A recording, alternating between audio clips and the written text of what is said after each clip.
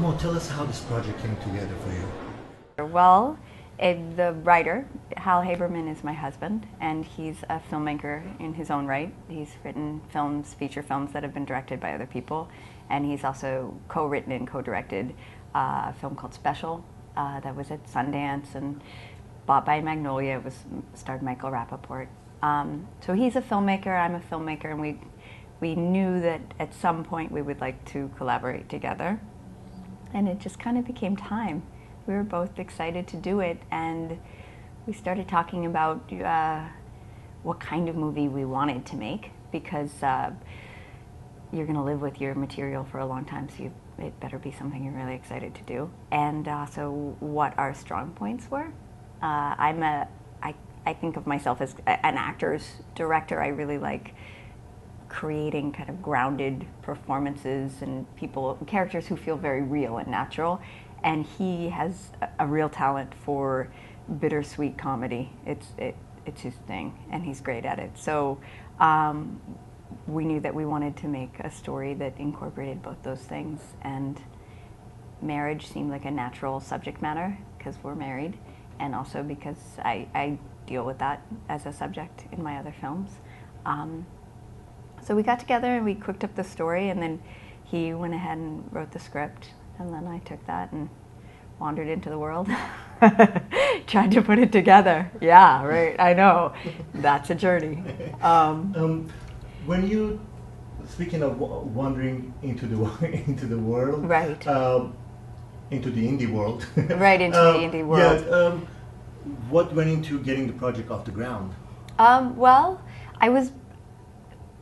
it was kind of a perfect moment for this size project, because I had some relationships already that I knew I wanted to bring in and draw upon. Producer Drea Clark, she and I had met at Slam Dance years ago when I had my feature there, and then we had just made a short together, and she's great, so it went really well, and we were kind of ready to make something else. And then also Mary Elizabeth was the star of my last feature, and we were really ready to get back into it and do something. So, and Eric Zimmerman, the DP, we were ready. So it was kind of like, it was like calling out the family. You called on your friends. Yeah, they're my family, they're my friends, and I said, let's do it. And everybody brings a little bit of this and that, and eventually you get lucky. Very good cast. I mean, thank you. I don't know how and when did you know there is chemistry and they're all meshing together. Right. Yeah, when did you know, or because LA is such a competitive town. Right. Were there like a bunch of actors you could draw from? How did the whole casting? You know, CAA, Mary Elizabeth is rep by CAA, and they helped us out quite a bit.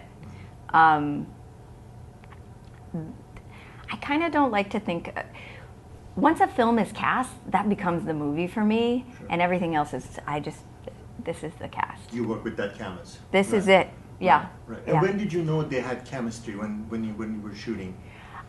I suspected, because, you know, what I did performance-wise is I rehearsed very heavily the two sides. So I rehearsed very heavily Mary Elizabeth and Eliza, because they needed to feel like sisters. So they needed that foundation of years and years of love and antagonistic situation. Like, they needed the history, and they needed to feel that genuine closeness. And then I rehearsed the guys together, because they are best friends, and it needed to feel genuine that they were that. It's not like they didn't meet, but I waited to bring the four of them together until the very end, so that that feeling of just meeting could be kind of genuine. The chemistry was instant. There's a blessing to shooting a whole film in a very contained space, is if you lock people in a car, they bond. So we were in a limo for 90% of the shoot, and it just happened. They just lit up together. Yeah. This story happens in LA. Yes. Yeah. Was LA the first location you wanted to shoot this in? Because it adds a lot to the story. It's important to this story in particular, because it's a moment in these characters' lives, but it's also kind of texturally. This film is very much about wandering through the night, and driving is so integral to what the movie is about. And this kind of free-flowing feeling of just driving and maybe not even really getting anywhere. That's integral to the tone and theme of what we were going for in the film. It couldn't have been a different city, I don't think. Also, just we traversed from the east side to the west side and back again. And if you live in LA, you know how how big that is and how integral it is. It's a journey. It's a journey. It just naturally sets itself up as a narrative journey.